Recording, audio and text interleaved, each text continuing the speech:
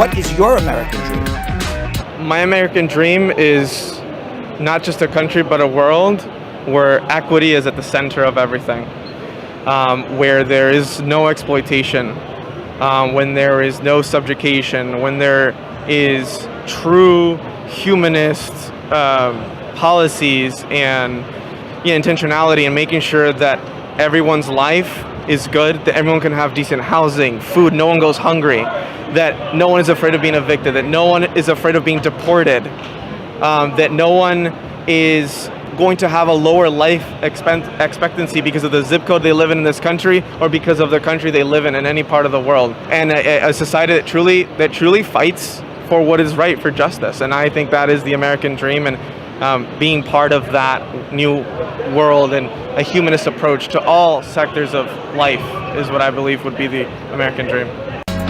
Everyone has a right to the American dream.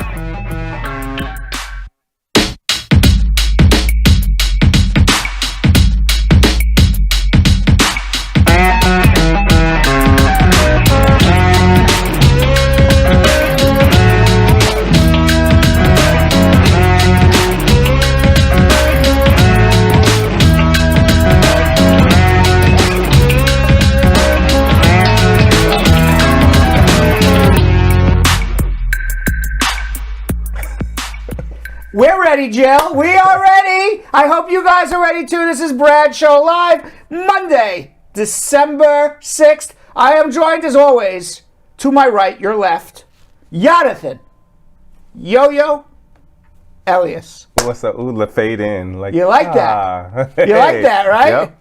Very good, Ian. Very, very good. So how was Washington, D.C. this weekend? It was great. It was a good weekend. Yeah, enjoyed. Just want to enjoy life. Yeah. And just for the squad, we're all sitting here in the studio. Jonathan rolls in with luggage. Yep. Right? Yep. He rolls a in. Hoodie. He rolled in like he just literally just landed from an airplane, but I knew he was in Washington, D.C., so I said, you landed from a train where you drive. Amtrak. Amtrak. Yep. All right. And by the way, do you know what December 6th is? It's a special day. It's a very special day. It is. Happy birthday to our very own Jilly, Woo! who I understand now is 21 years old. Congratulations. Yes. You can finally drink legally.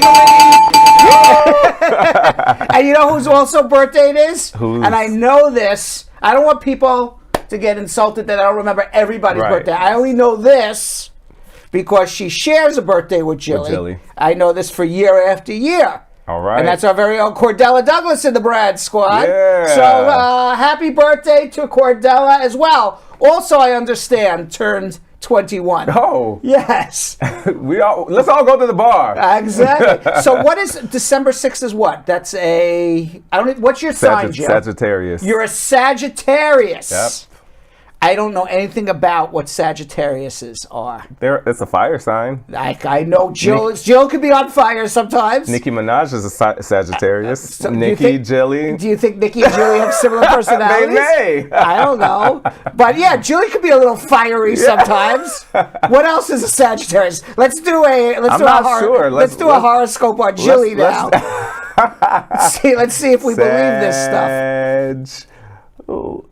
Okay. What does it say? Let's see. Will we? Okay, so we... This is too funny. Let's see. Okay. Sag women are very energetic, adventurous, and wild. She is very courageous, wanting to explore everything and anything. She's enthusiastic and curious about life and the world. Sagittarius is typically considered the fun friend of the group, turning the most mundane evening into something unforgettable and exciting. Boy, Jill sounds amazing. The Sagittarius women will try their best to keep the mood light. And I'm going to tell you something, Cordella sounds amazing too. Yeah. I like these Sagittarius signs. Yeah. Very good. Happy birthday to you both. Let's say hello to the squad, Yo-Yo. Let's do it. Jessica Levy, squad up. Rose Sabin, squad up. Sandra Rose Stoddard, squad up. Marge Higgs, Dawn Harriet. Christy Kinsali, Deb Bissau. Who else we see here? Dion Reed, Marge Higgs. Kenneth Duval. Wissam Al-Sohala. Just watching. Stargirl Mika, how are you? Althea Reed, squad up. Leonora Smith-Brown, squad up. It's been a while. It has been a while. Where have you been, Leonora? Right. Leonora Smith-Brown. Join us more often, please. Carlina Alcock is watching. Melanie Abiola Aline, squad up. Tigo Goodies. And Dip Fab, Cake Affairs. Of course, the Tiger, Carol. And Howie Collins saying, good afternoon. Still waiting to hear what's going on. Yo, Wakwan. Wagwan? Wakwan for Howie. Everything Irie. Okay, if you think I don't know if he's from Jamaica or not, but everything Irie, Howie. All right, and Senior Design Edition saying goodnight. Brad, how are you? Checking in from South America. Oh. Well, welcome. I was just telling Yonathan. Yeah. I'm getting into South America these days. Yes, you are. I guess I must be. Yeah, it's following you. What? It's following you. It's following me, yeah. Angel Bird, squad up. Randy Ronaldo, peace in. Hello. Kimberlyn Burris, squad up. And, of course, Senior Designer Edition from South America. I thought he was just being friendly, but being friendly, but also then has a question. Yeah. Okay. So Senior Design Edition with a pre-schmooze question of the day. My notice of action letter I received has a United States citizen filing for an unmarried child over 21. But when I got my welcome letter from NVC and I log in, I saw my class as F3 married child. Well, let me ask you a question, Senior Designer Edition. Who is correct? Is USCIS correct as unmarried, or is NVC correct as married? So whatever is the factual situation that you find yourself, if you are married, then you're F3. If you're unmarried, you're F1. So if you're married and NVC has it correct, there's nothing to do. You're just on a much longer waiting list. If you are unmarried and NVC has it incorrect, then you need to write them and correct the problem. It's one way or the other. There we go. All right. CE user with a pre-comment of the day.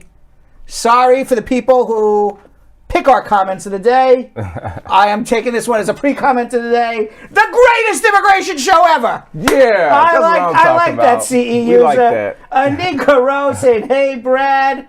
And Senior Designer says USCIS is correct. So then you need to write the National Visa Center, Senior Designer. Let them know that you are in the unmarried category, because in their computer system they have you as married, and you're gonna end up waiting a very long time. So make sure that you correct it. Right. What are you looking at? What are you looking at? We'll talk about it after the shot. I can't pretend nothing's not there. I got to see what's going on. And now, of course, this happens because I move. Right. Well, is it on me now? Yes, it's all on you now. All right, squad. You already know what time it is. It's time for all of you guys to share. All right. I need y'all to share on all social media platforms, because we're about to start schmoozing with Brad. Talking headlines including a little known provision in President Biden's Build Back Better bill that would recover more than 400,000 family and employment-based green cards authorized by Congress but unused since 1992. And of course, it is Fuzzy Monday, so we're gonna be talking about stories about our furry friends that will be making us smile and of course amaze us, including an Australian dog who's received the Special Recognition Award for his heroic work during the country's Blacksummer bushfires. And of course, you can always call us at 1-800-529-5465. Internationally, it's +1 212-227-8933. And of course, you'll see that number scrolling all the way at the bottom. It is also the telephone number to call to get on our show. And here's a quick transparent statement. Transparency is important, Yo-Yo. Yes, it is. The sign behind us, the law offices of Spar and Bernstein, is the sponsor of this show. I am the president of Spar and Bernstein, but I'm giving you all this information absolutely for free. But it's the same telephone number, 1-800-529-5465. And later in the show, Yonathan is going to visit with Jewish food writer and cookbook author Leah Koenig, who will give us a delicious introduction to the popular global Hanukkah treat, potato latkes. Woo! That was yummy. From traditional to modern. Yeah, they were yummy. How come I didn't get this assignment? I want some more. Wait, how come I didn't get the assignment to go for the potato latkes? Yo-Yo always Baby gets boy the food ones. Damn. Look, Brad, this one is actually funny. This comment, Richard Jason Stewart said, "Hey, Brad, I saw you on William Street, by the way, Maiden Lane and John Street about a month ago. I said, hi, Brad, and you just gave me a glance. I'm pretty sure it was you. Sorry if I embarrassed you." It's very possible. It's very possible it was me. I don't remember. But I'm sorry. Next time I'll stop and give you lots of conversation. But I do live in this neighborhood, so it's very possible. It's very possible you saw me. Brad, you're a celebrity, man. Well, at least on the corner of William and Maiden, between Maiden and John. Yeah. I'm a celebrity. You're a celebrity. Well, in LA too. That's right. And so for all the people who want to do some Uncle Brad celebrity spotting, there you go. I'll meet you on Maiden and John. All right, you ready for some schmooze? Let's schmooze. All right.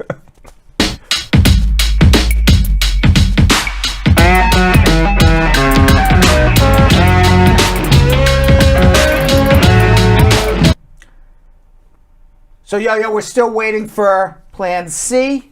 Yeah. All right. Plan C is passed the House of Representatives. It will allow for parole status for anybody who was here from January 1st, 2011 to the present. We've talked about it. Now we got to actually see something happen. Right. President Schumer, Senator Schumer, who heads the Senate, says he wants to have the vote before Christmas. Let's hope that happens. We don't know for sure. Oh, I thought it was for sure. It's not for sure? No, not for sure anymore. And I wanted to talk also about another provision in the Build Back America bill, which is not as talked about, but it's going to help a lot of people also. There's this Plan C for the parole status to give people who are undocumented. But also, they are going to recover a total of more than 400,000 green cards that they did not give out in the last 20 years. And as a result of recovering these visa waiting lists, which are decades or longer, both in employment-based and family-based, they believe will be able to be cleaned up dramatically. That doesn't mean there will be no waiting list, but your years and years and years and years of waiting is going to be substantially reduced. There's about 140,000 family-based and 62,000 employment-based visas that expired on October 1st in this past year. That means there were 200,000 green cards that they could have given out that they didn't even in this particular year because of COVID. In total, they have missed out on giving more than 400,000 over the last 20 years. So if you don't give out the green card in any given year, that green card's lost. Mm-hmm.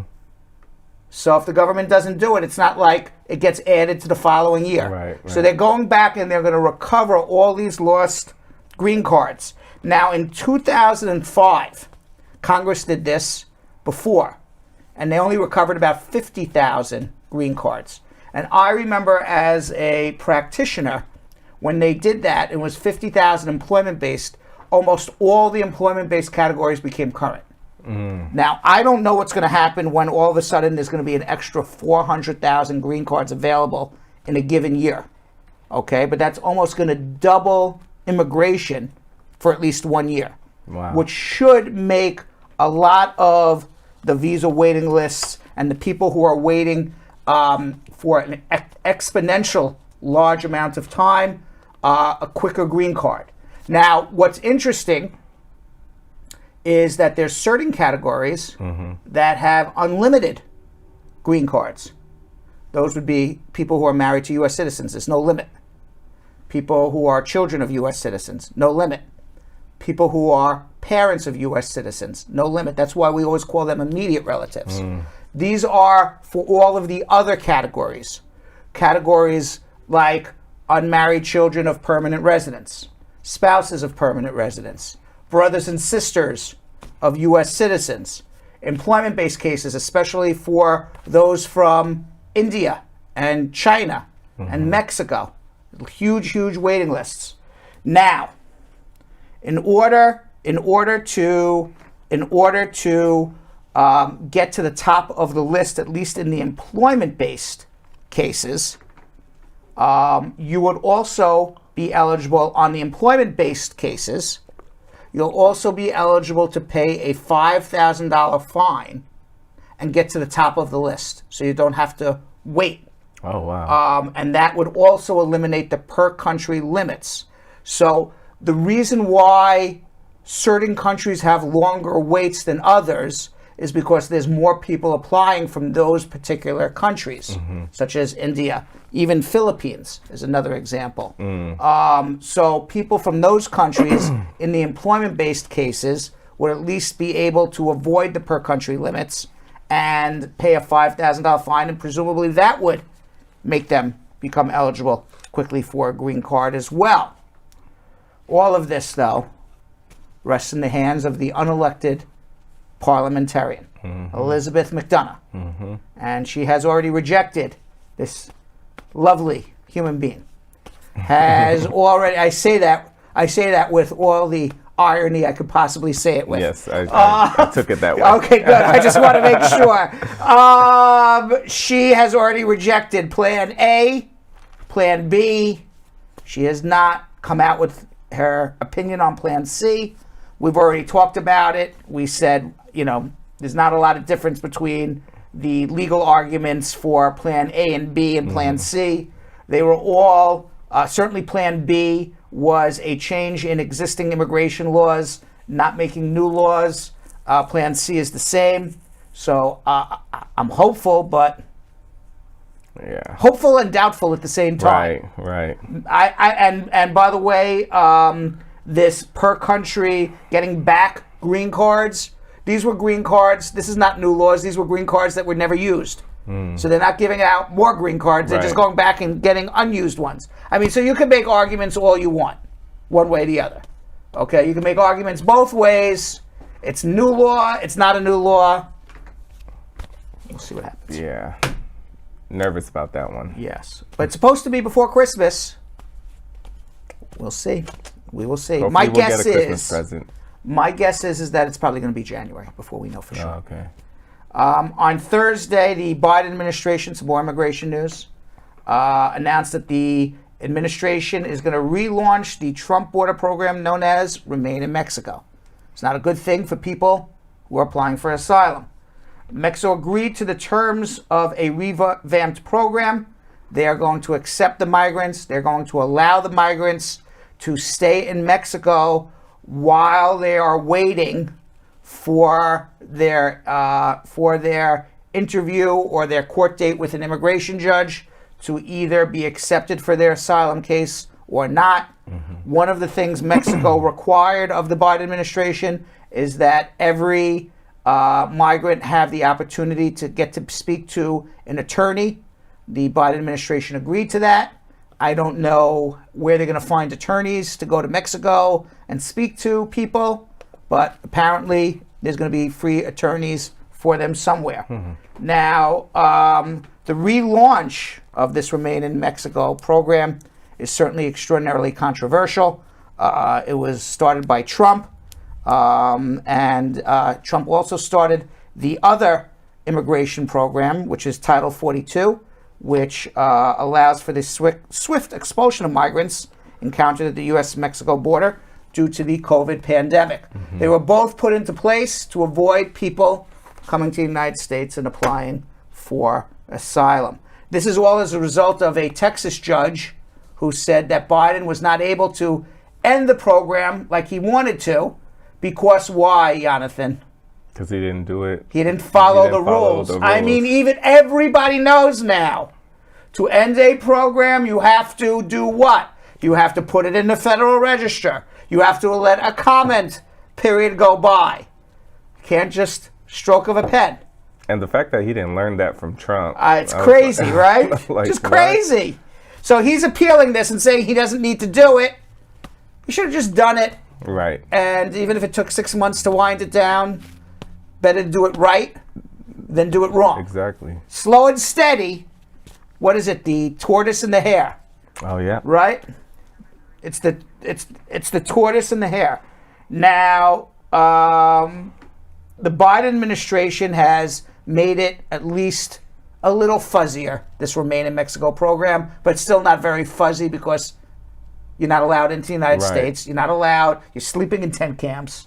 But they made some changes to the program, such as asking all potential enrollees whether they have a fear of returning to Mexico. So, for example, you may have a fear of returning to your home country, such as El Salvador, or Honduras, or wherever you come from, whether it's Central or South America, but you may also have a fear of living in Mexico. Right. So if you have a fear of living in Mexico, you would be allowed in. So now you have to prove two things. I have a fear of living in Mexico plus a particular country that I came from.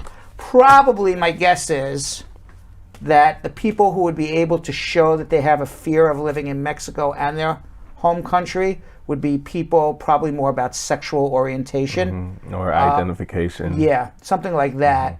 More than somebody who's fleeing gang violence in their particular country, because I don't think the gangs are following them all the way up to Mexico. But what do I know? I mean, they should be watching Narcos and stuff. Right. Yeah. So, and by the way, anyone who is allowed into the United States will be getting a COVID vaccine.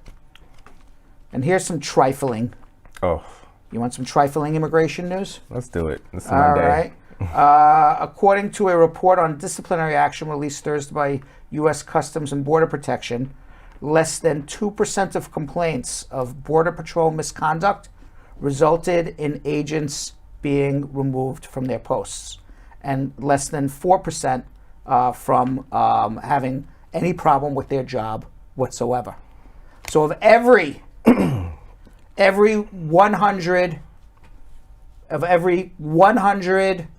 complaints against the Border Patrol agent for abuse or misconduct, only 2 people had any discipline for every 100. Gosh. That's wild. 98 skated free.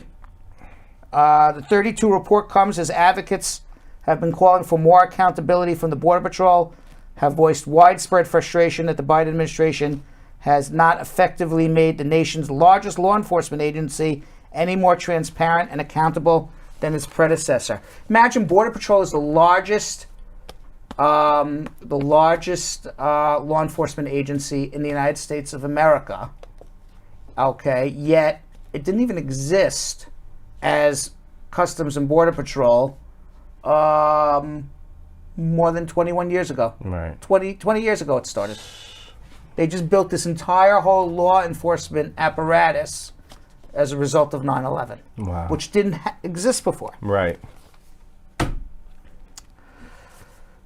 And Bob Dole, you know who he is?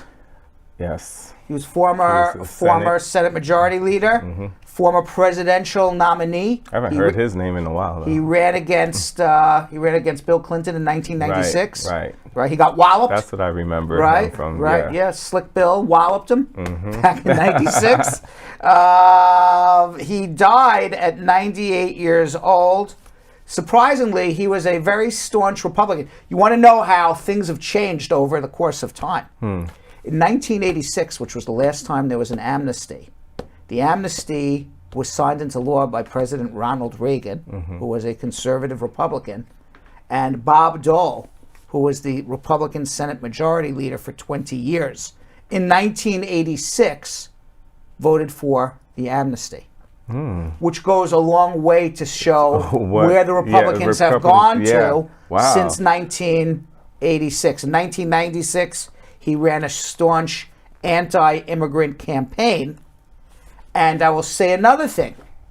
One of the reasons why he lost and got trounced by Bill Clinton, besides, the famous, it's the economy's stupid. Okay, the economy was doing well. Right. But less than 20% of Latinos voted for him. I don't know the exact number, but I know it was less than 20%. So more than 4 in 5 people who identified as Latino or Latina voted for Bill Clinton, which was not the case for Trump Biden, which was not the case. So it's interesting that the Republicans were in 1986 were certainly amenable to immigration reform. They were trying to build their umbrella to get more and more people to vote Republican. Within a decade, from 86 to 96, they totally went the other way. Bob Dole, who just recently passed at 98, was the Republican presidential nominee. He was very anti-immigrant. He lost almost all minority voters, but the Republicans have only gotten tougher and tougher on immigration in the last 20 years.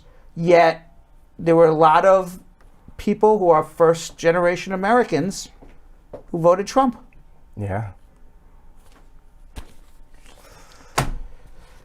So I don't get it, but I get it, but I don't get it.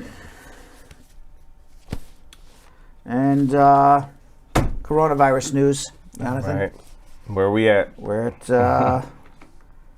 266 million cases worldwide, 5.2 million deaths worldwide, 788,400 deaths in the United States of America. The Omicron virus is spreading. Dr. Fauci is now saying that maybe it's not as deadly or not as harmful as they originally thought. Okay. Which was very good because they scared the hell out of everybody, but I'm glad to hear it's less. Dr. Fauci said, thus far, it does not look like there's a great degree of severity to it, but we really have to be careful before we make any determinations that it's less severe or it really doesn't cause any severe illness comparable to the Delta. Okay. And in New York City, Mayor Bill de Blasio, he's leaving office in less than a month. Oh. And he has mandated that every human being who has a job in New York City, whether you work for a public company, whether you work for a government agency, you work in a hospital, or you work in a private office, such as offices of Spar and Bernstein, such as Bradshaw Live, such as any other office or business you would ever walk into in New York City, every employee must be vaccinated by December 27th. Wow. Giving us very, very short time to do it. That is very short. And this is the first city, the first area in the United States of America that's mandating every person who is employed in the jurisdiction. Wow. If you're employed, you want a job in New York City, you have to be vaccinated now, as of December 27th. My guess is there will be a lot of lawsuits on that one. There's going to be. My guess is there will be a lot of them. And also, for children ages 5 to 11 now, they have to be vaccinated now as well to be allowed indoors to gyms, restaurants, 5 movies. 5 to 11? 5 to 11. Sheesh. They have to be vaccinated. It is a mandate now that if you're going to bring a child into a restaurant, to a gym, to a movie theater, they have to be vaccinated as well. Very, very tough here. That is tough. I mean, it's almost virtually impossible to live your life in New York City. Yeah. And not be vaccinated. Like, if you're not vaccinated, I mean, you would have, I would think your choice would be to move or to be vaccinated at this point. But you I know people that have already moved. You can't live your life in New York if, I mean, I'm vaccinated, but I'm just saying for people who don't want it, it would be virtually impossible. Especially for your kids too, it's kind of scary. Yeah.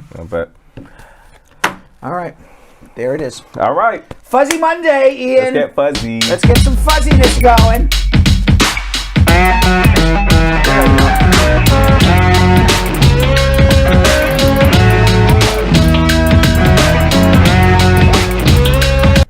All right, so our first story is about Bear the dog being honored in Australia. The dog saved over 100 koala bears in the bushfires. Remember those bushfires? There's Bear the dog. That's a nice looking dog. Yeah, it's a very good looking dog. Yeah. How did he save these? It's the only dog in Australia that's trained and capable of finding koalas as he sniffs out their fur. Oh. And he is trained through a partnership with the Detection Dogs for Conservation at USC and the International Fund for Animal Welfare. And Bear, he wears some shoes to protect his paws when he goes to investigate into the fire area, so he doesn't burn himself. Yeah. And his amazing work was awarded in October. He received the Special Recognition Award by the International Fund for Animal Welfare in the UK. And the 6-year-old Australian Collie was given a golden medal for his heroic feats. Do you think he knows what he did? I actually was about to ask, so what does that mean for Bear the dog? Like, does he get like a lifetime of treats? He gets nothing. No, that's not okay. He should nothing. get like the most expensive dog food. That's a way to, like, he don't care about no medal. But I wonder if, I always want, I wonder if, like, in these situations, does Bear the dog know that he saved all these animals? Does he know that he did anything good? I think so. I mean, he's trained too. Or does he just I just do what I'm told? No, I think he knows because you know how dogs, like, you've seen those we've actually covered stories where dogs went and saved like little chipmunks or whatever the heck it was in the water, you know what I mean, or the fawn or something. So I think they know they're saving, these animals, but I think he deserves a lot more than a medal. Bear don't care about no medal. I think if he goes and accepts the medal, he should be like, come on, it's 100 bears, right? It's 100 bears! So after the bushfires, everyone wanted to know more about Bear, so his owners used an Instagram account to share about the work they do, the wildlife rescue organizations, the research, and the day-to-day life of Bear. His owners say Bear is actually a bit of a dog with low self-confidence, but in the field, he just loves life. Wow. Bear's owners say the favorite thing about Bear? His character. Sometimes he reminds them of Sid from Ice Age. Things don't always seem switched on. But then he turns his focus on. It's like you can see all the cogs turn behind those eyes. Oh. And good job, Bear. Yeah. And by the way, talking about animals and wildfires, scientists say that wildfires have become hotter, more intense, more destructive. We know all of this. Yes. Experts attribute the longer and more ferocious fire seasons to climate change. We know all of this as well. Wildfires in the West are growing larger, spreading faster, reaching higher, scaling mountains that were once too wet and cool to support them. Mm-hmm. All of this we know. Yes. So what does that have to do with Fuzzy Monday, you may ask? Well, Lanny Malmberg, 64, is a goat herder and a pioneer in using animals to restore fire-ravaged lands to greener pastures and make them less prone to the spread of blazes. Oh. She developed the fire prevention technique in graduate school and is among a few individuals using grazing methods for fire mitigation. Now, Malborn works with her son, Donnie Benz, his fiancée, Katie Singley, and an occasional unpaid intern. And their team runs on the goats' time and have their dinner only when the day's job is done. They arrive early and open the trailer. The goats jump out, ready to eat, as Malberg watches that they don't stray away. After the goats digest all their brush, I got to figure out how they do this, right? Mm-hmm. Their waste returns organic matter to the soil. Mm-hmm. So it's the poop. It's the poop. It's the goat poop. Yeah. Increases the minerals in the soil. Also allows the soil to hold more water. Wow. Yes. It's the goat poop. And I'm sure also eating the grass and stuff, because that could turn into fire. That helps. Yes. So you're stopping the fire, but now you can't walk in the fields because there's goat poop everywhere. I'd rather walk in goat poop than have it all burned down. I guess. Yeah. You see, I'm from California, so we have a lot of forest fires. So. I guess. In 2020, Malberg co-founded the nonprofit Goatapelli Foundation to train people on how to use goats to prevent wildfire. This is how you train the goat. You get a goat. You overfeed the goat. Okay. Send the goat out into the field. And watch it poop. That's what you do. I mean, listen, but it's working. It works. It's working. It works. So that's pretty awesome. All right. And you remember Wally the Walrus? We've talked about Wally plenty of times. Well, you may remember Wally floating around the UK. Mm-hmm. We've been following him all over the place. After more than 5 months of appearances all over the UK and Ireland, interspersed with visits to France and Spain, Wally has not been spotted for weeks, causing observers to worry what could have happened to him. But now Wally has been spotted in Iceland. He's alive and well, 550 miles from his last known location. Sheesh. He was previously in West Cork, Ireland, sparking concerns for his safety. They thought maybe a shark may have gotten him or a whale. But nope, he just went for a very long swim. That is too funny. Yeah, Seal Rescue Ireland Executive Director Melanie Croce told Reuters by email, the whole world is worried about Wally the Walrus. Right. We are absolutely over the moon that he's not only still alive and well, but he's well on his way home to the Arctic. I guess that's where he is going. Listen, he know where he's trying to go. Yeah. Y'all just got to leave Wally alone. All right. And we have time for one more, Yo-Yo. Pick a hand. That hand. This hand? There you go. Wait, which hand did you pick? That is the hand I picked. This one or this one? Hit the card. Damn. Well, now it's this one. I did not know it was going to... I wasn't holding it that hard. I was... All right, well, you picked the other one now. Imagine going flying out of my face. I'm like, ah.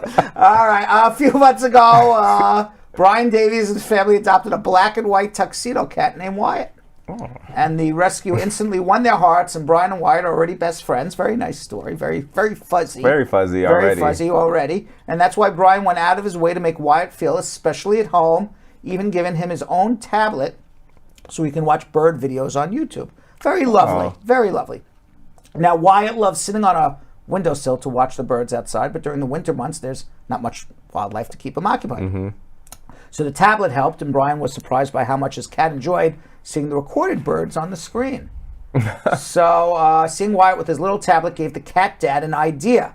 He was in the process of remodeling parts of his tiny home, so when he found a small, unused crawl space behind a wall in the bedroom, he thought it would make a perfect TV room for Wyatt. So now Wyatt has a little, he has like a little den room. Yeah, look at that. That's his little man cave. Yeah, like a little man cave. Cat cave, right. So it's a perfect spot for a tiny bedroom in our tiny home. And I opened up the wall and started remodeling it. And Brian finished it with a little cat bed and toys, a throw rug, and even tiny feline portraits. But last but not least, Wyatt's very own little flat screen TV.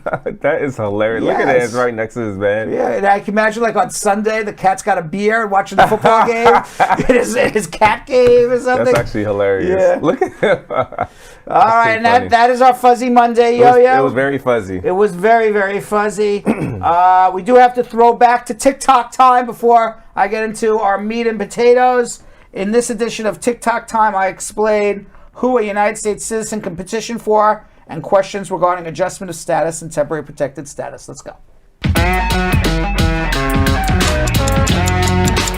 You can petition multiple people at the same time. You can petition your mom as well as your fiance on a K-1. Just more people means a higher income for an affidavit of support. And if you don't have that income, you may need a second affidavit of support. But otherwise, certainly file for your mom, file for your fiance, you can file for your dad, your brothers and sisters as well. You can file for them all. Good luck. If you're married to a U.S. citizen, you file your adjustment. You do not need to renew your DACA. Your adjustment makes you legal in the United States. You can get your work permit through your adjustment. You can get a travel document through your adjustment, and ultimately you'll get your green card. Good luck. If you're married to a United States citizen or you're being sponsored by your U.S. citizen son or daughter over 21, working illegally in the United States does not bar adjustment of status. Otherwise, you would have had to have maintained status, and if you worked illegally, it could be a problem. Good luck. If you're in the United States and you've been here since March of 2021, apply for TPS. If you're from Venezuela, you get a work permit and travel. Good luck.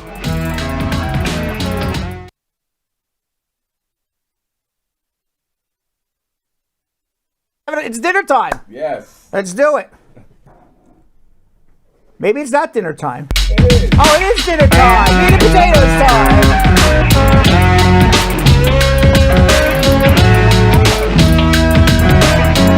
All right, let's go to Opal in Brooklyn. Opal.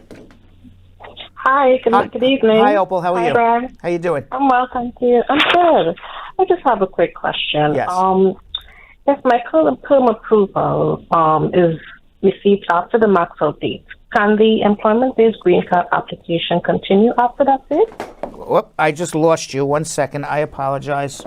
I apologize. Everything is falling here. I apologize. It's one of those days. Let me fix that, and we're going to get you back on. Hello? You were always on. I just didn't hear you. Because I dropped everything. It's dropping everywhere. Everything is dropping everywhere. I'm a klutz today. All right, start again. I apologize, Opal. Go ahead. So my question is about the employment-based green card application. Oh, gosh. This thing fell out again. Hold on, Opal. Hold on. 1 second. Okay, now let's do it. Go ahead now. Okay. All right. The perm approval, if it's received after the max-out date, can the application continue after that date? What do you mean by the max-out date? Okay, so if my max-out date is, say... I don't know what you mean by max-out date. H-1B max-out date? Oh, okay, fine. All right, so you're on an H-1B, and when is your H-1B up? December 28th. Okay. And do you have the perm approval? Not just yet. Okay. What there is something called Section 245K. What 245K says is that you have 180 days to file the I-140 and adjustment from the time your status expires and still be eligible to adjust your status only in employment-based cases and provided you otherwise didn't violate your status in any other way and worked undocumented. So if your last day after you've recaptured all of your time on H-1B is December 28th, count 180 days from December 28th, provided you didn't violate your status in any other way other than just overstay, didn't work undocumented. You can get your perm and then subsequently file your I-140 and adjustment together. We're going to presume the priority dates will still be current, and you can do that all under 245K. Okay, so I guess the answer is yes, it can be, the answer is yes. Done. I should have just said yes, but I want to explain. Right, but it's just, immigration laws, and, sometimes it could become a little tricky. Sure. Okay, so I guess I think I have my answer. All right. And is there... Oh, hello? Oh, yeah, go ahead. Is there any other than overstaying or any other reason, is there a reason why it would be just automatically denied, or that section 245K your I-140 could be denied if your employer can't afford to pay your offered salary, if your employer withdraws the case. I mean, there's 100 reasons, but why an I-140 and adjustment could be denied. But if you're asking me, is there a pathway for you to get a green card by overstaying, knowing that your perm is pending, presuming it's going to be approved in less than 180 days? The answer is yes. 245K, you file your I-140 and adjustment simultaneously. Okay, thank you so much. All right, let's go to Abraham in Boston. Denied. But if you're asking Abraham, just listen to your phone, not the show. There's a delay. Okay. If you can lower your device. Okay. Yeah, I did it already. Okay, perfect. What's going on? Yeah, hello? Yes, how are you? I'm good. So I have I filed I-360 and it was approved. And then my lawyer, the immigration attorney, yeah. I'm listening. My immigration attorney, so she was in office and they sent a request for evidence. They asked for my birth certificate during the green card process, but then I received the work permit. So she wasn't there, and then the post office returned the mail. And she said she didn't see it, but I kept checking my USCIS account online, and I couldn't find the updated documentation. I didn't see any sign that they sent request. But then after 9 months, she sent me a letter saying, hey, they deny your case, and they're saying that they asked for evidence and you didn't show it. So the case is denied. Immediately that same month, I prepared a 290B and I submitted it, and she said, yeah, submit it. So I was asking her, do we refile or do we appeal? She said, hey, just appeal for now because you have the evidence that they requested for. So since I submitted the evidence, and after I submitted the evidence, they said, hey, they updated my USCIS mobile application, said the birth date has been updated. Date of birth has been updated. Since then, October 2nd, 2020, it has just been like that. I've requested, sent letters upon letters, inquiries. I've not heard back from them. And you can't even renew your work permit now. Huh? And you cannot even renew your work permit on a pending motion. My advice would have been to refile again. That's generally my general advice, because motions to reopen take as long as refiling. There's no guarantee that the motion to reopen will be granted, and you don't get to renew your work permit, and you're not in legal status. So generally, my advice, knowing all of that, is generally, even though it stinks, is to refile. But you haven't heard. If you want, I would need to see what you did. I don't know, what to advise you, whether to withdraw the motion or let it still pen, follow up. I'm not sure. I would need to read what you did. So, but my general advice is refile over motion to reopen. Okay, so I should file. You say I should file what the complete of I-485? That's my general advice, but I can't tell you specifically regarding your case because I don't know what you did. So I would have to see everything. So I only filed a motion for appeal and reopening. I would need to. I understand. I don't know what you wrote. Okay. I don't know what you wrote. I'm not clairvoyant. So hold on one second. Okay. I'm just telling you generally. My advice is refile, and that's probably what I would tell you to do. But let me see what you did first, okay? Okay. Hold on. Let's go to Arturo in Houston.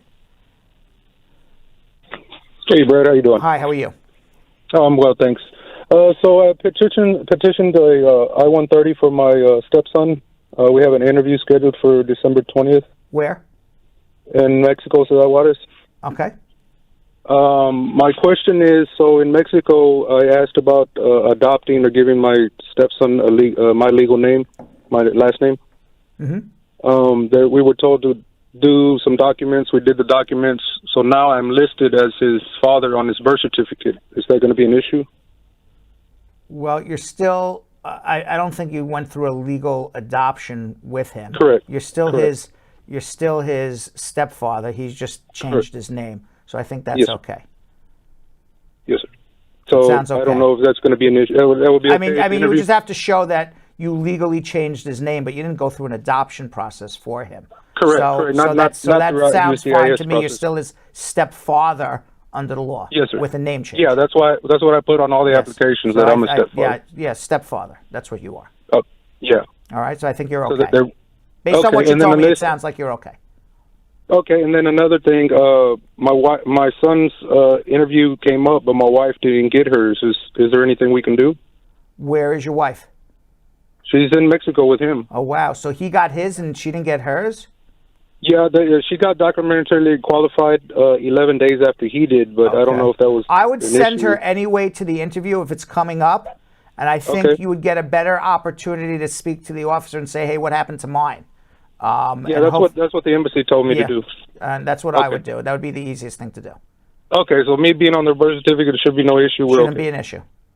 Okay, thank you very much, Brad. Good luck. Okay. Yes, sir. All right, let's go to Jenny in Crystal, Minnesota. Jenny. Hi, Jenny.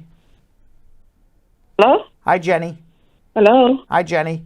Hello? Hi, Jenny. Hello? Hello? Hello?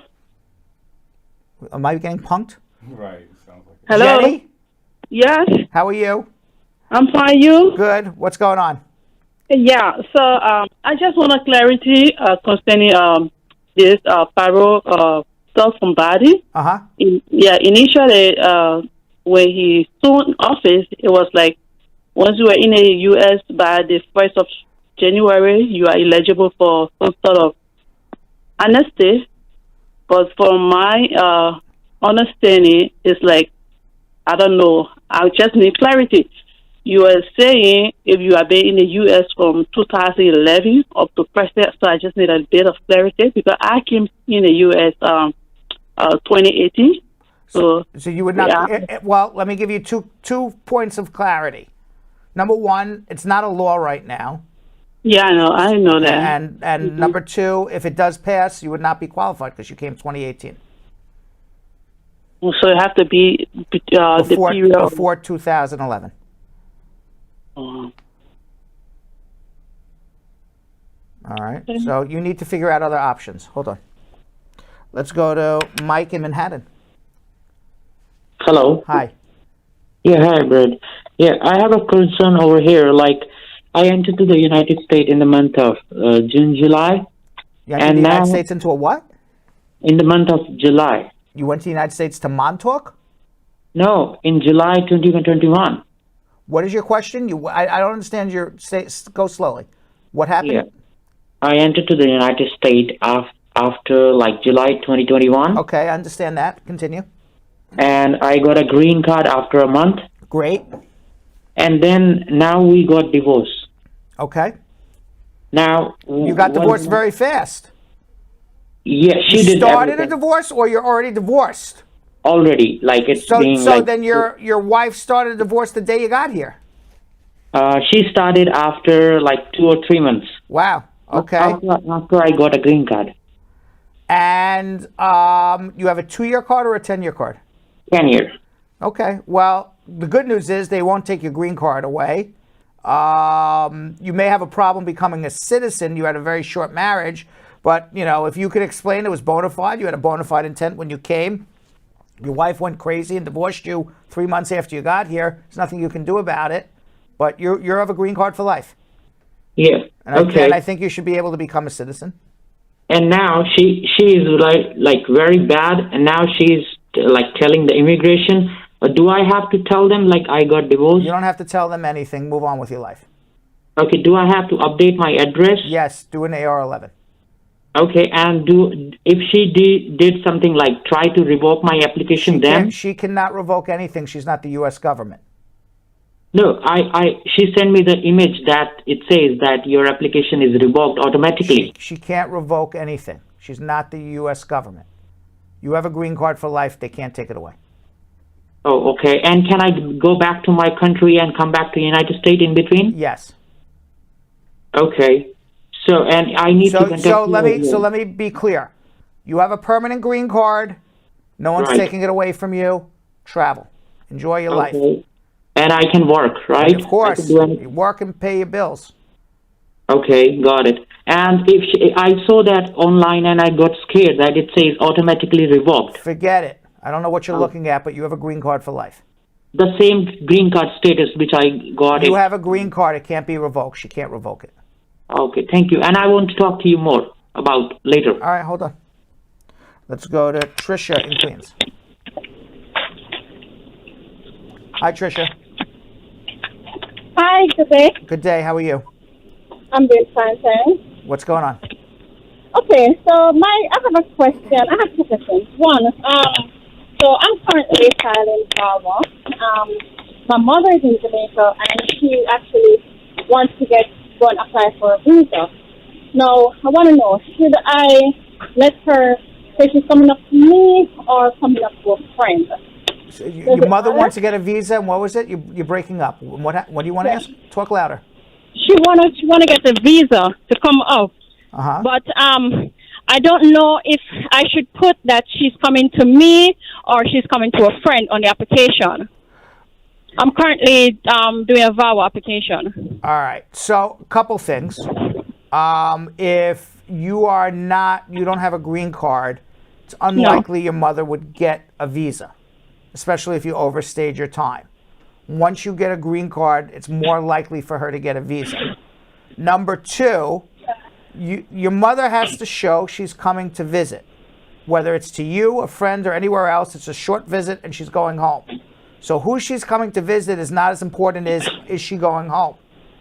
Right. So if she's going home, she should have a return plane ticket. Maybe even get a hotel room for 2 weeks. You know, I'm staying in a hotel room. I'm coming to visit. My hotel's up. On that day, I have my return plane ticket. You know, things like that. Meaning she should buy those before she gets her visa? I think she should be able to show those things. You have to show you're going to be a tourist. Now, as I said in the beginning of my answer, I would wait for your mother before applying for you to get through on your green card. because it is unlikely that they would give your mother a visa knowing that her daughter overstayed and is not through yet. Okay, because on the application, the agent that was filling her application, she had to put that I am here. She have a daughter here. Should she put that or not? Yes, because other than that, she's lying. But again, Okay. I don't think she's going to get through. Okay, even whether she put she's coming to a friend or to me. Whether she puts she's coming to visit, well, maybe Biden, she would get through.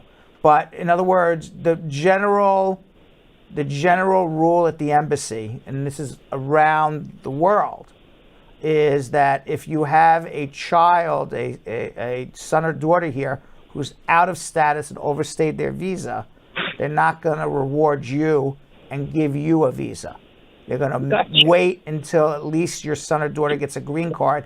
Well, now your son or daughter has a green card, and then they would look at the case more carefully. Okay, but what I'm thinking of, because they said the next application, the next visa date is in 2023, but I am pretty sure that by then I'll have my green card. So make the interview, and if you'll decide what you're going to do in 2023. No, put her. So you think you should put my name on the application? I think you should tell the truth. Absolutely. Okay. All right. All right. Good luck. Thank you. All right. Let's go to Nathan in Roseville, New Jersey. Hi, Nathan. Hello. How you doing? Great. This is perfect timing. Good. Can you hear me? Yes. Okay. So I do have I got approved on a green card on VAWA, and I'm applying. It's been 5 years since I've been on a green card, and I'm applying for citizenship. Mm-hmm. But we never got divorced. We just separated, and I don't know where she is. Okay. You don't have to be divorced. My question is, in the N400 application, do I need to include anything pertaining to the marriage, like a marriage certificate, or anything that shows that? Just put the information you know about your wife. Okay, just her basic bio. Her basic bio, and if you don't know her current address, right, unknown. Okay, so I don't need to include the marriage certificate. No. They have your marriage certificate. They already have it. Okay, and at the interview, are they going to inquire about the VAWA, or that's already adjudicated? No, they will inquire about it. Be prepared to talk about it. Okay. All right, because they're going to inquire about it just to confirm there was no fraud. Okay. All right. Okay. I think that's it. Right. So I'll just take the certificate out of it and just submit it as is. Correct. All right. Good luck. Okay. All right. Thank you. You're welcome. Let's go to Alex in Atlanta. Hi. Good evening. Good evening. Okay. So I have a situation, right? I filed my adjustment of status through I'm married to a U.S. citizen. That was in 2019 April. We never got called for interview until July of 2021. So after the interview, it says case must be reviewed. It's been like that till now, and my EAD expired in August. But I filed for renewal in April. I've reached out to USCIS a couple of times, asking for status, asking, what to be done. They said, well, you're still within the processing time. And the 180 days automatic renewal will expire in February of 2022. I do not know. My job is at, I don't know what to do. Like, all right, so get a letter from your job saying you're going to lose your job.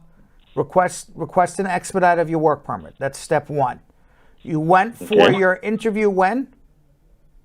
July 26th, 2021. All right, so there's nothing to do on that. You got to wait until July 2022. If you haven't heard anything, then give me a call. But as far as your work permit, get a letter from your employer saying you will be terminated from your job on this date if you don't have your work permit renewal, and then submit it to USCIS with your case number and say, I need this to be expedited. Help me. Do it now. Okay, but how about a new job? Because actually I'm starting a new job and they are doing the onboarding process. So I've sent them the notice. I've sent them the expired EOD. That's fine. And they'll say you have a job until this date and you're going to lose your job unless you get something. Okay. All right. All right. Thank you. Good luck. Thank you. All right. Let's go to Angel in New Brunswick, New Jersey. Hello. Hi, how are you?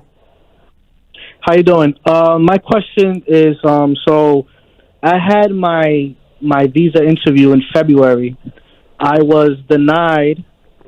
The officer told me to apply for the I-601 waiver. Yep. I did that. Why did you need a waiver?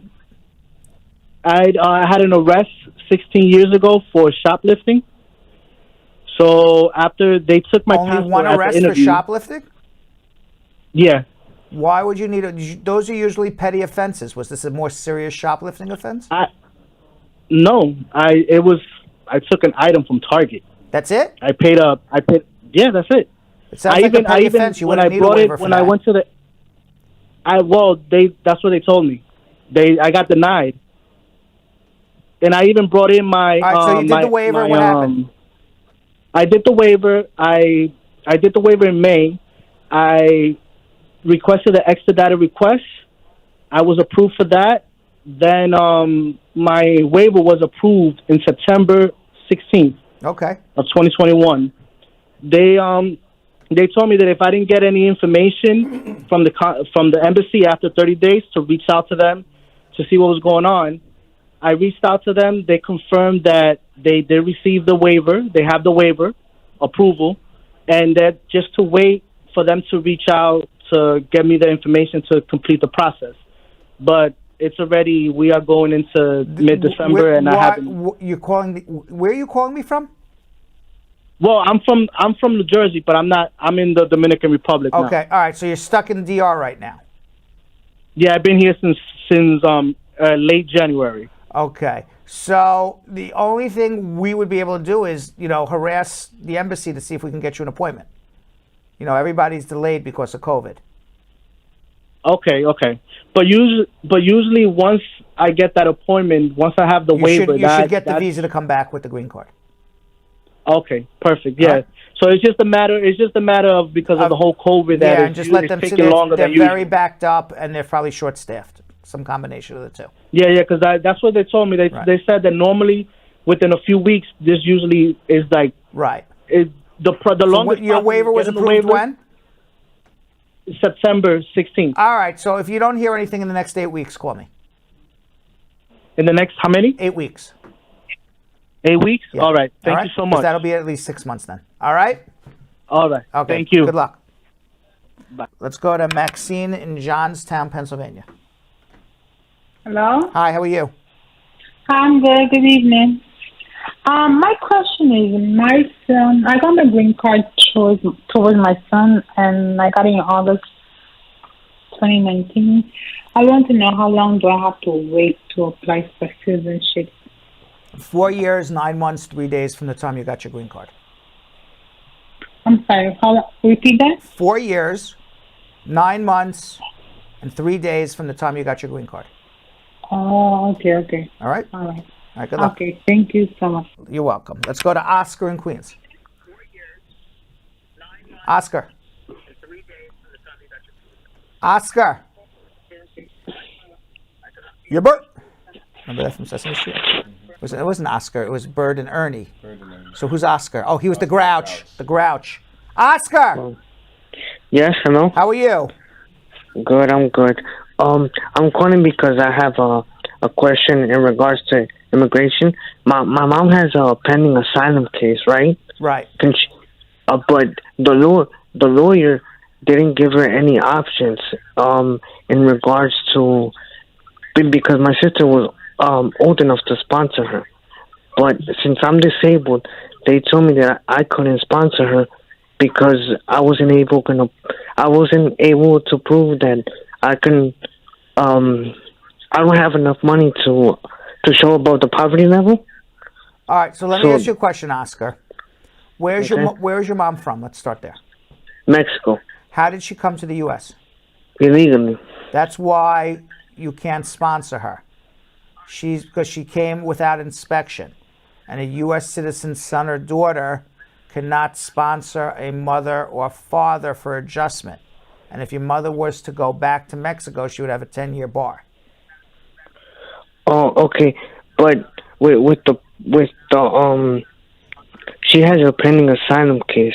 I understand that. What she can do with a pending asylum case, I'll give you an option. Okay. Okay. By the way, is your sister in the military? or former military? No. Okay. With a pending asylum case, she can apply for advanced parole, go to another country other than Mexico, re-enter legally, and then your sister or you can sponsor. Oh, okay. And I have another question. Sure. I know somebody with domestic violence case. Yes. Is a person with domestic violence case, can they apply for adjustment of status? Somebody with a domestic violence case, can they apply for adjustment of status, is your question? Yes, that's my question. It depends where they were found guilty of. Oh, okay. So I would need to see the disposition. Could it be waived or no? Domestic violence, perhaps, depending on how long they were here in the U.S. Okay. Thank you. All right, good luck. All right, let's go to Sandra in Poughkeepsie, New York. Hello. Hi, Sandra. Hi, Brad. How are you doing? Good. How are you? I'm good. So, I did a appeal or a motion. 2 years now. I'm calling to find out how long it takes to process. More than 2 years for sure. What is your motion or appeal for? For life. For life? Life. That's all some life to get the visa. Oh, so you did a waiver? Yes, I did a waiver and they denied the waiver and I had to do an appeal. All right, that will take 5 years. Don't bother appealing. Withdraw the appeal, do a better waiver. Oh, I already did the appeal. 2 years now. Withdraw the appeal, do a better waiver. You rarely win appeals on waiver denials. Just do a better waiver. Hold on. Let's go to Jermaine in Brooklyn. Hello. How are you? I'm good, Brad. But I just have a couple of questions. Yes. My wife is a citizen. My daughter is here 2 years now. So I want to know if you guys if it is a payment plan to do their immigration status, or we have to pay like the full. No, we get payment plans. We get payment plans. Hold on. Okay. All right. Let's go to James in Port-au-Prince, Haiti. Hello. Hi. How are you? Brian. I got a question. You've gone to me this. Yes. All right. This is what happened. Like last September, I got deported, and I took a voluntary departure in 2020 last year. Why? Because I was in the United States illegally. Like, even though I had a worker's permit, I was still over there illegally. They told me because I overstayed my visa. You didn't have TPS? No. Why? I didn't qualify. Most of the person who I did I tried to do TPS for, so I wasn't qualified. But they gave a new TPS though for anybody who's been here as of May. When did you get deported? Last year. Last year I got deported. Okay. September. But I had a girlfriend in America, but we recently got married on December of last year. Great. With the I-130. So I was just wondering, it's like, if the I-130 go in, do I have to put in a waiver for overstaying or something? Like, you may need to take you took a voluntary departure, so you don't need a waiver for the deportation. How long will you overstay? I think from 2015 to 2020. Yes, you would need a waiver for the overstay. So you need a waiver for the overstay? Yeah, but you do that after you do that at the embassy in Port-au-Prince. So, do I do the waiver now, or do I have to? No, wait for the interview. Wait for the interview? Yep. Okay. Thank you. All right. Good luck. One more thing. She'd have put a I-129F form. A fiance visa, or she did a. She did a fiance visa. No, a marriage visa. So an I-130 she did. Yeah, mostly she did the I-130, and recently she just put the I-29F. For a K. Yeah, for a K visa. Mm-hmm. Okay. Yeah. Whichever comes first, go for it. Okay, so that one, I still have to put in the waiver even though I have the visa? Yep. Okay, thank you. All right, good luck. All right. And by the way, if you didn't get your immigration questions asked and answered, I would generally tell you to follow me at Real Brad Bernstein on Instagram, but that account does not exist anymore. Maybe it'll come back one day. Maybe I'll have to make a new account. But right now, you can follow us at Brad Show Live on Instagram. And if you don't like 2 hours of our show, but you like 2 minutes, it's a good place to watch. You can also follow our fastest growing TikTok. Well, I haven't been on our social media on TikTok, so I haven't done it in a few days. Been a little lax in my TikToking. Yeah. But I will get back into it. Follow us on TikTok and leave your question, and you may very well get a video answer personalized to you right on TikTok for not only you to see, but everybody. And of course, Yo-Yo. And you guys can follow me at Yonathan Elias TV on Instagram. And later in the show, we're going to get an introduction to the Hanukkah tree. Tonight's the last night of Hanukkah. Yes. So it is potato. It's the last day of Hanukkah. Last night was... Last night. Oh, I'm terrible. I'm terrible, Jim. I don't even know. All right. I got confused. Yeah. It's the last day. It's over now. Yes. Because it starts at the night. So when it was sundown, Hanukkah's over. It's been over for a few hours now. But anyway, we're still going to meet Leah Koenig, acclaimed Jewish food writer and cookbook author, about her famous Hanukkah latkes. Yes, and they were yummy. Yes. But first, Jemiah Montreville was 10 years old when her father, immigrant activist Jean Montreville, was deported to Haiti in January 2018 for a 30-year-old aggravated felony charge. Now, Jean just returned to the U.S. October 18th, 2021 on a 90-day parole while he works to remain with his family in New York. Now, in this short video, Jemiah tells us what she would like to see in U.S. immigration reform. Now, everybody out there, I want to know what you guys would like to see, so we're going to be reading the comments. Let us know. What is the number one change you want to see in U.S. immigration reform? I would say empathy, because the amount of people, like friends, family, who also, like the same way if someone goes missing, you'll go reach out to their family, see like if any information they know. Same way if someone's deported, it's like they just vanish and disappear. You don't see from them. And how like amount of energy that goes into that, knowing you have to pay for flights to go see them, the amount of income that could be lost by them. They were helping you support your family, and I was just gone. Or even amount of therapy you have to pay for, because that's such a traumatic experience for someone to go to, especially at such a young age. We can't even really grasp onto or understand what's going around. All right, Yonathan has been scouring all the comments on Facebook and YouTube for the best issues, problems, questions of the day, and something we like to call social media chicken.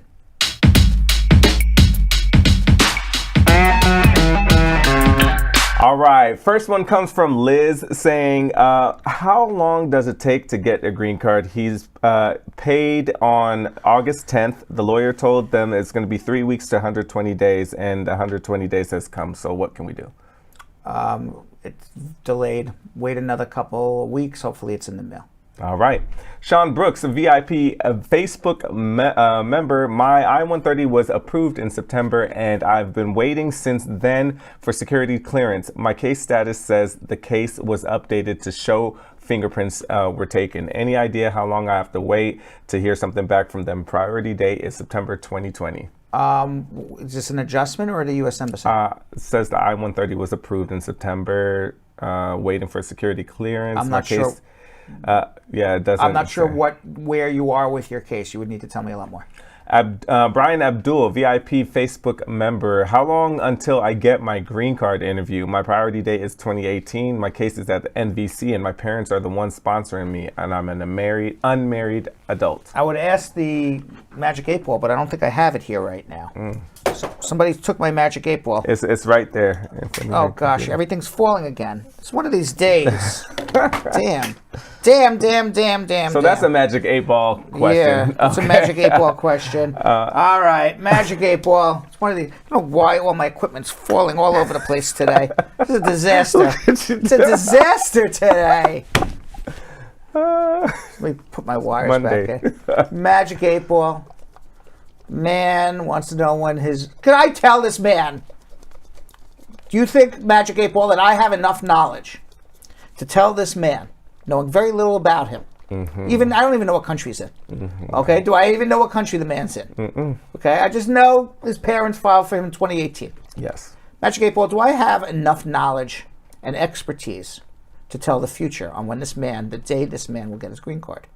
And the Magic 8 Ball says the outlook is pretty good. Oh. Magic 8 Ball thinks I can do it. Okay. So he thinks I can do it too. Okay. All right, 2018. I'm going to do it then. Oh, gosh. 2018. Don't do it. Don't do it. No, Magic 8 Ball says the outlook's good. I'm going to do it. Oh. All right, give me the question again. I'm going to tell How him long exactly. until I get my green card interview? My priority date is 2018. I'm unmarried, and the case is at NVC, and the parents are sponsoring him.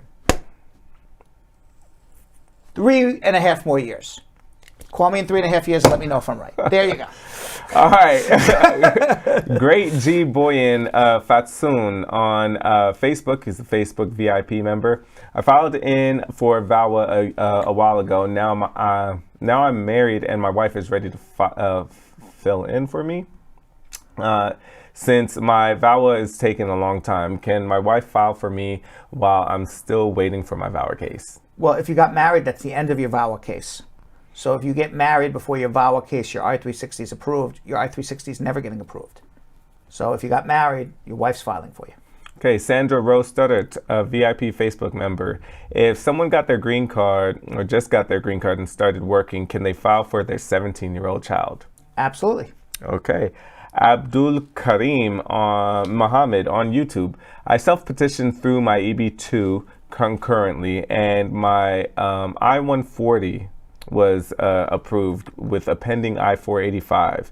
My combo card expired and I applied for a renewal. Can I sell items on eBay before I get the renewal card? Of course you can. Okay. Nana Arco on YouTube.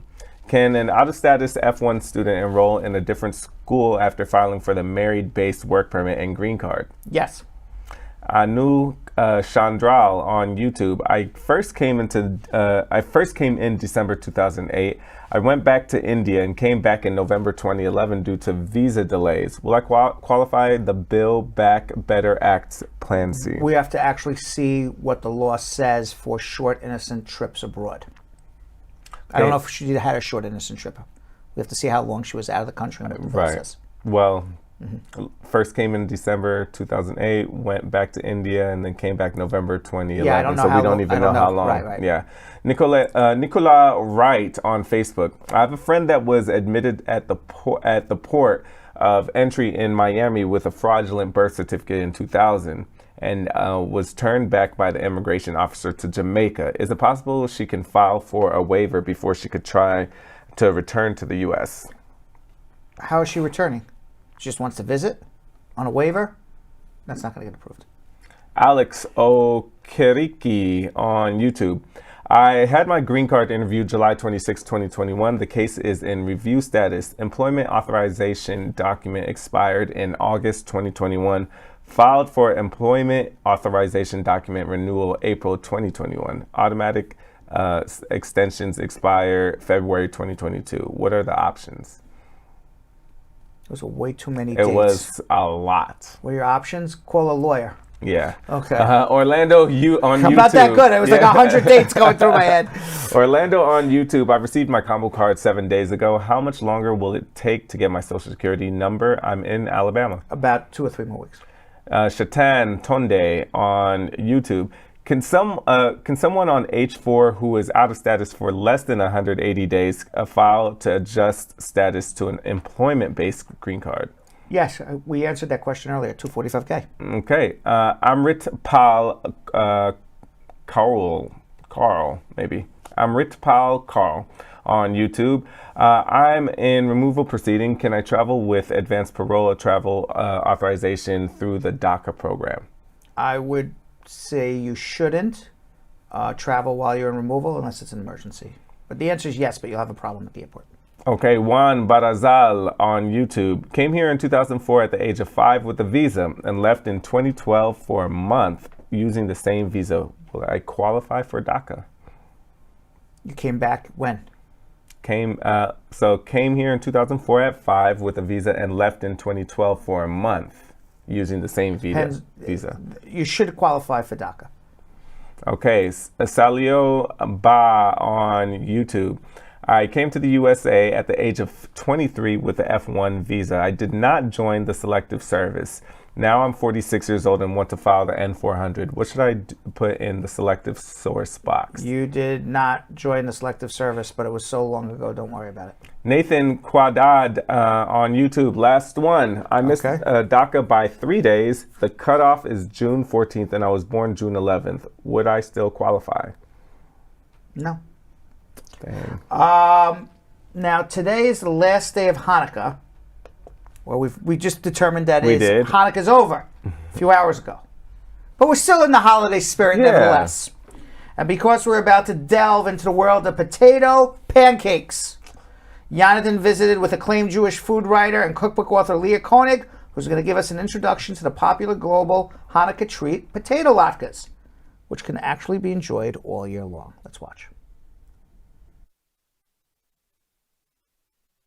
What's up, Brad Squad? It's your boy Yonathan Elias here. Now this week we're celebrating Hanukkah, the Jewish Festival of Lights. Now according to the Pew Research Center, there are currently over 14 million Jewish people around the world, with 5.8 million living here in the US. At the end of each year, they celebrate Hanukkah. Now, food is a big part of this holiday, so we have been invited by cookbook author Leah Koenig into her kitchen to show us how she celebrates. Her latest release, The Jewish Cookbook, was named a Best New Cookbook of Fall 2019 by Food and Wine, Eater, The Kitchen, and Forbes. Now, Leah specializes in Jewish cuisines from all over the world, and I cannot wait to go and meet her inside to eat some latkes. Come join.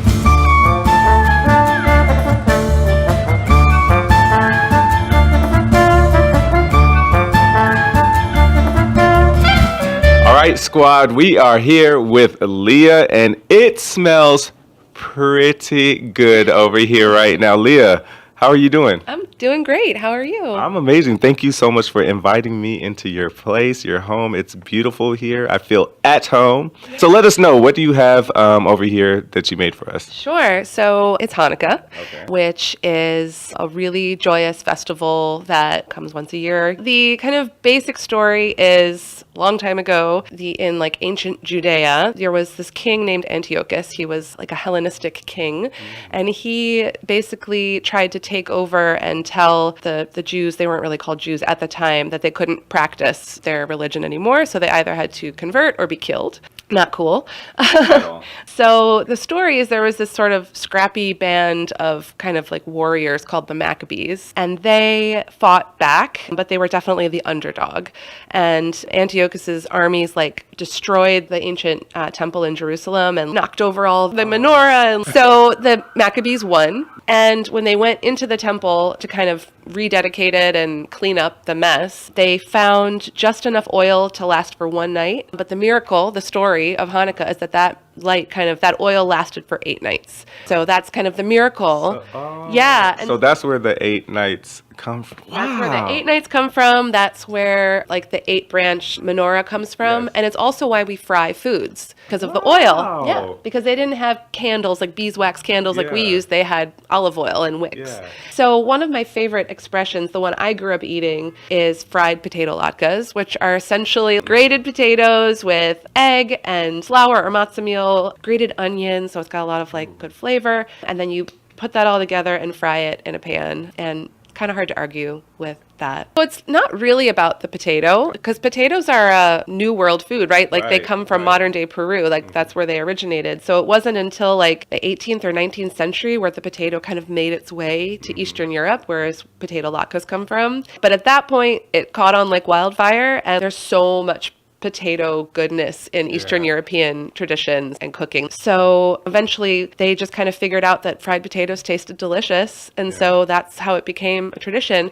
And you have apples to make the applesauce, which is one of the common toppings for potato latkes. So I definitely did not know about the applesauce. Yeah, applesauce and potato latkes may sound a little strange, but it's actually one of the most common, and it's super delicious. So I've been looking at it and I've been smelling it. So can we like get a little bite of something while we just talk? You're holding them up. Yeah. You tell me. So we have two types of latkes here. We have a regular potato latke, which I'll give you one of those. Okay. And we also have a sweet potato latke with curry in it, which is a more like modern expression. It's not a traditional latke, but I think they're really, really special to try that. So this applesauce is the same one I grew up eating that my mom made. She always kept the skin on the apples, and that's why it has that kind of rosy color. And she always blended it really smooth, which I loved. This is sour cream, which is the other common topping. I put za'atar, which is a Middle Eastern spice, and olive oil on top. So it kind of gives it a little something different. And then this is labna, which is also Middle Eastern. It's like a strained yogurt, and it's mixed with everything bagel spice. This is a romesco sauce, which is roasted red peppers and almonds. I don't want that to touch the applesauce. So with all of these, different toppings, especially some of the ones that aren't so traditional, were they all just like from you, like trying to put things together? So one of the things I like to do is to take traditional dishes and find ways to make them feel modern and fresh and kind of 21st century, and put my own spin on them. So lox is just like the quintessential bagel topping, but when you have like sour cream, I feel like it goes really, really well. So here okay, guys. All right, here, you want to hold this? It? Yeah, absolutely. So we're gonna try. Here, I'll help you. This one, I really want to do this applesauce one because I hope it expands your horizons of yumminess. Wow. Pretty good? It's actually amazing. You know what? The way I think about it is if you go to a diner and you have hash browns and you have like maple syrup on your sausage or whatever, and some drips over. Yeah. And it's like that sweet, crunchy potato thing. It's kind of the same idea. Wow. I definitely want to try this curry one. Yeah, now. I would do that one. Maybe the sour cream. Okay. I love its color. It's like bright orange. It looks like the sunset. And it tastes like it too. Yay. This is really good. Thank you. And I will say, I fried these ahead of time. Some people don't think you have to make them like right then, but you can reheat a latke. It tastes good. That curry tastes really good in that. All right, so first of all, of course the regular latkes is amazing, but this curry, the sweet potato curry one, curry sometimes can be very overpowering, and the way that you have made that, it's literally perfect. How is it with finding spices and stuff that you've been using for these? This recipe comes from the Jewish cookbook, which was my most recent cookbook. I try really hard when I'm developing recipes to kind of get the balance just right so that anybody at home can recreate them. But I'm also really lucky because I live in Kensington, which is a neighborhood in Brooklyn. Well, it's right next to Borough Park, so we're right next to a very Orthodox Jewish world. There's a large Bangladeshi South Asian community and a Pakistani community. So the food shopping, it's kind of like the best of both worlds because I can find kosher cheese and I can also have access to just beautiful spices and produce just at like the 24-hour bodegas and fruit markets nearby. So it's awesome. So what gave you interest in finding the diversity of Jewish cooking? Well, here in the States, about 80% of the Jewish population comes from Eastern Europe or Central Europe, which is called Ashkenazi. That's the type of Judaism. But if you go around the world, I like to joke that aside from Antarctica, Jews have lived and cooked everywhere. So Jewish food is really a global cuisine. I'm used to things like matzo ball soup and brisket and potato latkes and things that like Americans know when they think about Jewish food. But so when I'm looking for recipes, I'm really looking at Jewish food from the perspective of it being global. And so, the Middle East is one place Jews have lived and live. And whether it's Morocco, Egypt, Syria, Israel now, there's just a whole world to explore. Yeah. If you went to a Moroccan Jew's home on Hanukkah, you would not have potato latkes. No, you would have svenj, which are like these kind of rustic donuts that they dip in sugar syrup or honey syrup that are so delicious. Cuisines develop based on cultural practices, but also on agriculture, right? So if you're talking about Jewish cuisine in Eastern Europe, where it's cold, it's going to be totally different vegetables, spices, local produce than if you're like talking about, Jews in India or anywhere else in the world. When I was growing up, you wouldn't see like hummus on people's tables necessarily. But now, like if you go to even an Eastern European Shabbat table, you'll have challah and you'll have hummus, which is a Middle Eastern very dip, close. right? Yes. So you're starting to see fusion happening in really delicious ways. So I would love to know about your family history, where they're from, and the immigration story. Yeah, so my dad's side of the family actually isn't Jewish, but they're from Germany. And so they came probably, I think when like most Germans came to America in like the 1840s and 50s.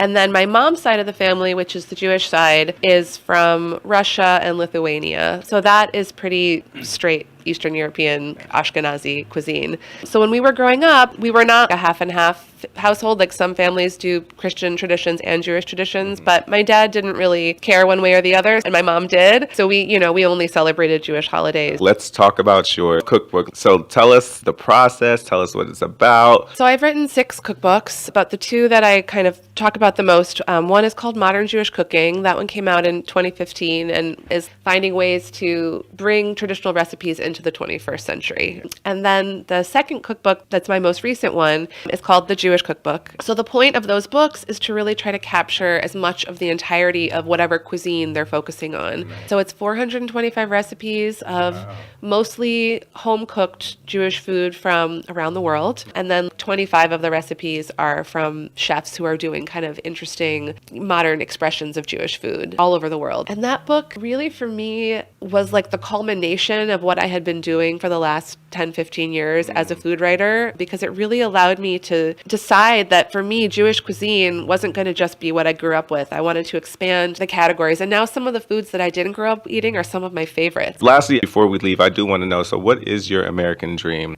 I think my American dream is that my 2 kids grow up understanding that the world is better when we are aware and find joy in other people and people who are different than ourselves. And not that we dim our own lights and not that we don't celebrate our own stuff and who we are, because, there's joy in our own traditions, but that we expand our traditions. So my American dream doesn't have anything to do with prosperity or anything like that, although they wouldn't mind. Yeah.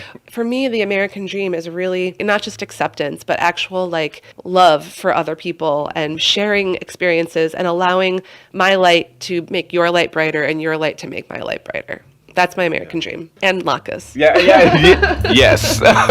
Thank you so much for schooling myself and everybody else about the history of Hanukkah and Latkes. But it was my pleasure. Thank you for coming and sharing it with me. Absolutely. Pleasure is mine. And everybody, I'm going to finish this first. All right. Bye.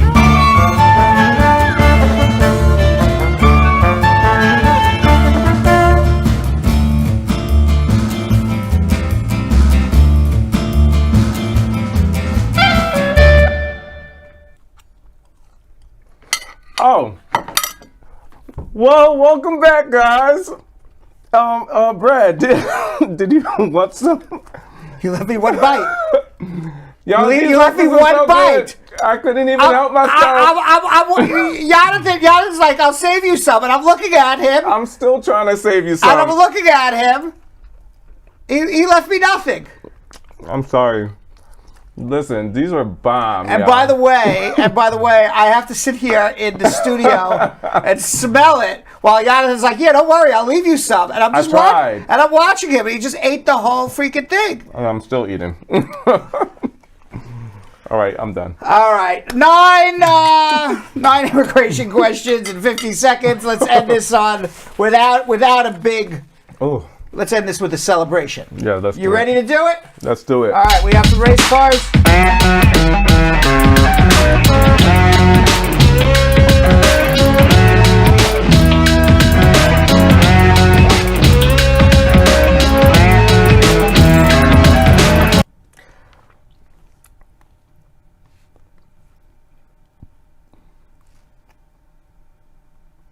Here we are. All right, put 50 seconds on the clock. All right. Go.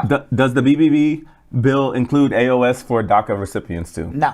Are they still expediting I-485 and I-130 for spouses married to military members despite the backlog? No. I filed for my son in Jamaica. Can I just buy him a ticket to come to the U.S.? No. I have HIV. Can I apply for asylum? I'm a lesbian. Maybe. Can my friend renew his work authorization permit with 2 misdemeanors? No. Can an F1 student who's out of status serve in the Army? No. My 16-year-old daughter was sexually assaulted, but the accuser got a battery charge. Can she get a U visa? Yes. Does immigration check domestic flight status? No. My mother petitioned for me but passed away after the I-130 was approved. I am in the U.S. Can I get a green card? Yes, a family member could step in. There we are. Woo! We're ready to go to number 10. Yeah, with Latkes on my breath. I want you to know something. I thought you had too many Latkes going in your mouth that you weren't even going to be able. You weren't even going to be able to answer the question. I'm not going to hold you. At first, it was a little. I was worried. I'm like, keep this guy to even swallow all the Latkes. I barely did. But we did it. Woo! All right, good job. Good job. All right, I forgive you for eating my Latkes. All right, thank you. Luckily, I have to work that off. Luckily, I'm told there's more in the kitchen, so I'll have them after the show. Okay. All right. Comments of the day, yo. All right, let's do it.